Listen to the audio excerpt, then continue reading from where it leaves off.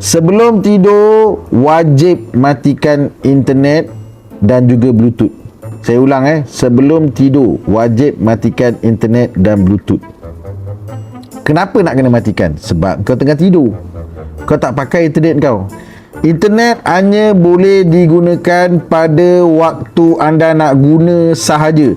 Tak guna kau matikan. Kenapa kena matikan internet? Okey, dengar betul-betul Rahman nak cakap. Scammer atau hacker, dia boleh masuk ke dalam handphone anda hanya dengan adanya internet. Tak ada internet tak boleh masuk.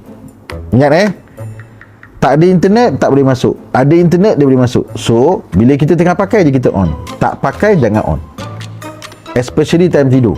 Dan untuk makluman adik-adik dan juga rakan-rakan follower saya dalam live saya, scammer akan masuk dalam handphone anda pada waktu malam anda tengah tidur. Masa itulah dia masuk.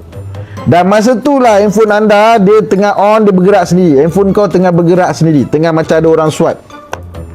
Sebab dia dah masuk dalam handphone awak, dia dah ambil alih peranan awak kat situ. Dia jadi macam awak sebagai bos. Check dalam handphone tu, kat situ dia copy semua waktu malam. Dia dah macam Matrix dah, benda tu bergerak sendiri macam Matrix. So adik-adik ingat, sebelum tidur matikan internet, matikan Bluetooth. Ingat jangan guna wifi percuma.